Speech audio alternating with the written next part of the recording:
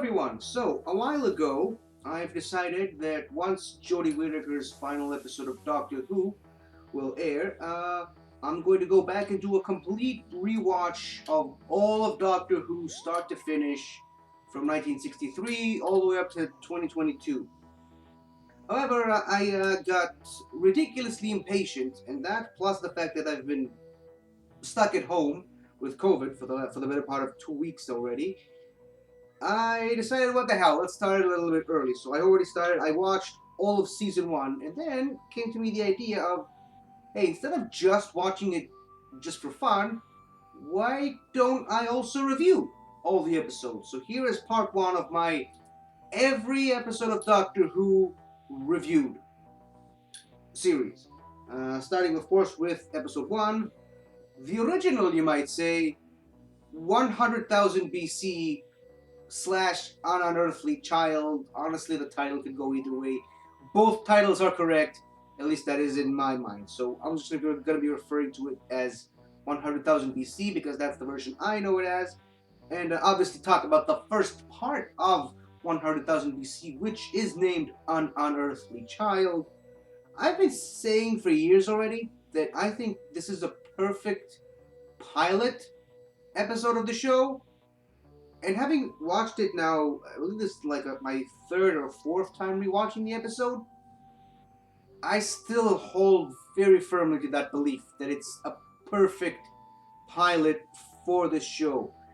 I think the decision of not showing us the main character of the show, the main title character, until like the second half of the episode was brilliant. With a genius move by the showrunners at the time, or the equivalent of what showrunners would be today.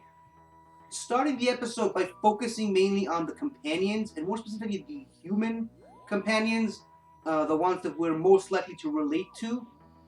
That was a really genius move.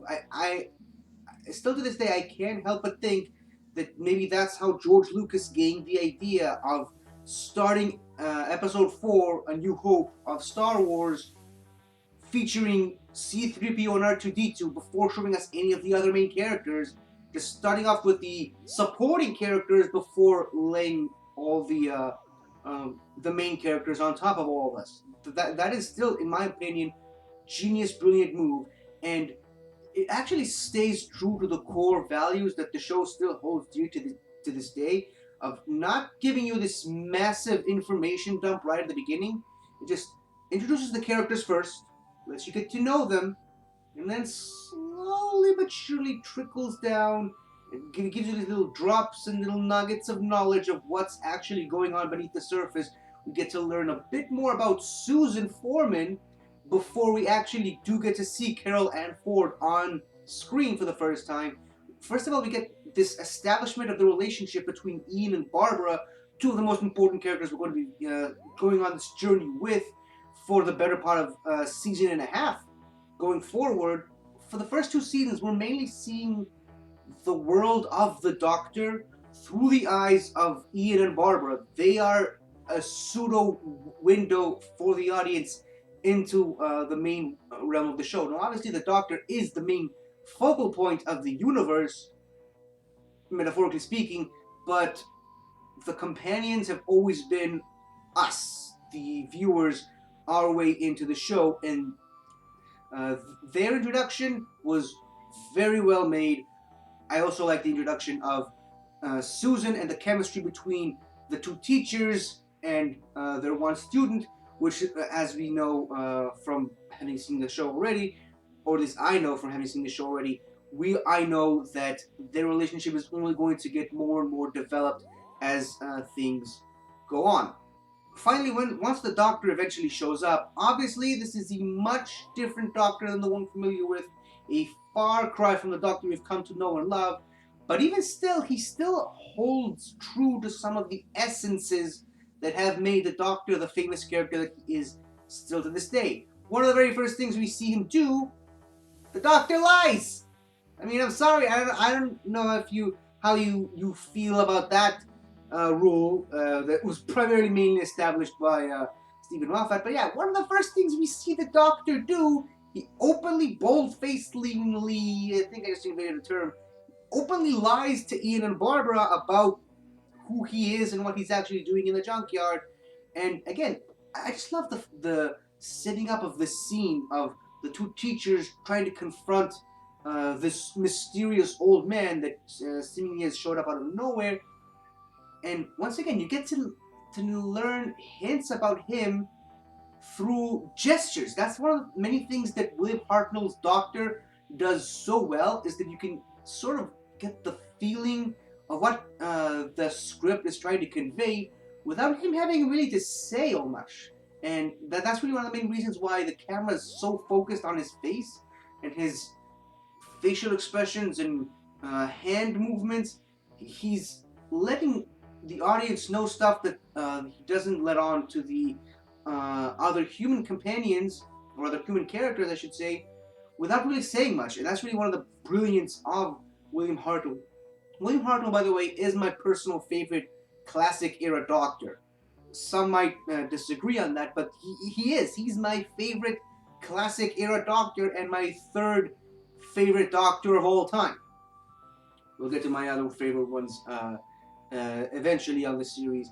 But yeah, and even though he's, like I said, very, very different from the Doctor that we're all familiar with, and it's very, very heavily emphasized in this serial, especially in episodes 2 and 3 of the serial, he still is the Doctor, and he still will always be the Doctor. He set the precedent for other Doctors to follow. Now, obviously, we get to see the TARDIS for the very first time, get a little bit of a hint of how the mechanics of the time ship work, and there's some interesting banter between the Doctor and Susan that slightly lets us in on the fact that they're not from Earth, and these little hints of where they're actually from, even though we're not even going to hear the name Gallifrey for 10 seasons from now on, and we're not even going to know the name Time Lords until like season 6. They're still very early on laying down the foundations of what will eventually become the Doctor Who lore that everyone consistently still to this day argue about. And then a slight transition into episode 2, the Cave of Skulls. Very interesting way of introducing us to the area, the landscape where the Doctor's essentially first mission, or the first landing, from our point of view at least, where that takes us to cavemen is. What a great way to start off with this time-traveling concept, and by taking us all the way back to the prehistoric age, the Stone Age, the age of cavemen, and of course, no one really questions the fact that everyone speaks English all of a sudden.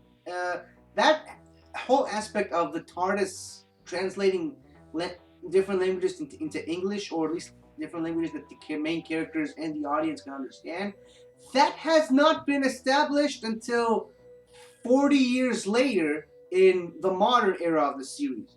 In all 26 seasons of the show and some supplementary material, it's never been addressed. It was only finally addressed in episode 2 of the modern series, which I think is very interesting. Again, we don't know nothing about this character until much, much later on. And as far as the caveman stuff itself, it's okay. It's really above average form of storytelling. We get the first confrontation between the Doctor and his companions, first conflict between the Doctor and human characters. We see his distrust of human characters and the first Doctor's arrogance and selfishness, his unwillingness to help. And we also get a little bit more of the softer side and the much more clever and intelligent side of him.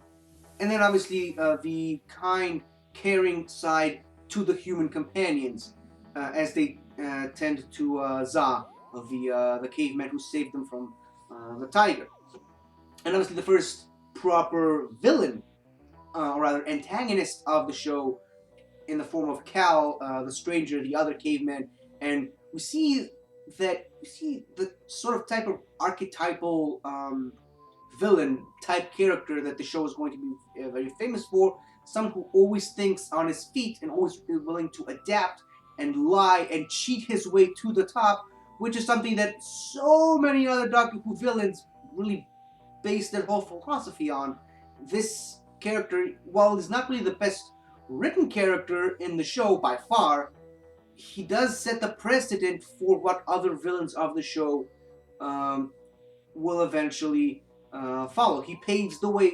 He crawls so that other Doctor Who villains can run, essentially. And I love the scene of the Doctor tricking him with the whole, the stone has no blood on it. This stone does have blood on it. This stone does what shows what it's done. This knife is yours. You killed the old woman, and all the rest of the tribe believed them.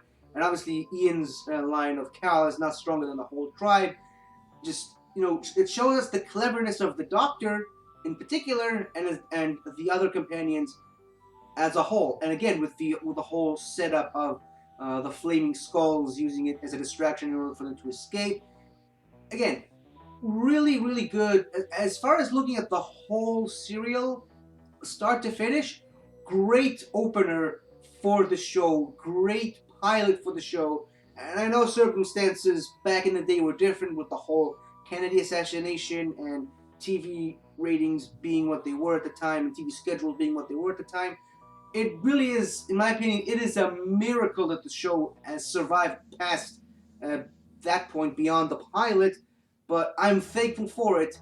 And looking back, again, in my opinion, perfect pilot for the show, perfect opener to set up this universe.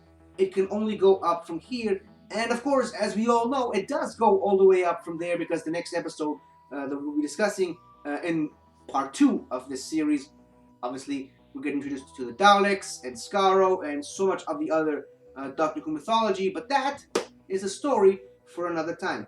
I love this first serial. I hold it in very, very high regard, and I give it really a high rating. I don't really do scoring or rating on any of my reviews. I just don't really tend to do that. Once you put a number of something, people just hold you to that number for the rest of time, and I just try to stay away from that.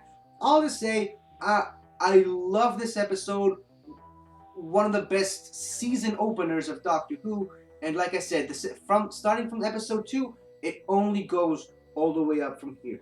I'll talk about that later in part 2 of this series, which I'm most, full transparency, I'm most probably going to record the second half as soon as I'm done recording this one.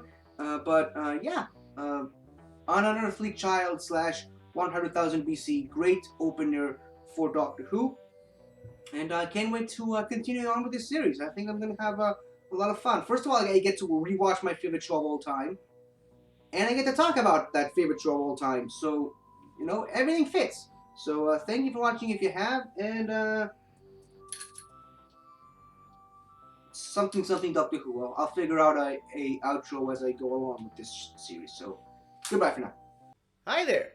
Thank you for watching the video, and if you enjoyed it, don't forget to like, comment, subscribe, and tell your friends. I'll see you next time.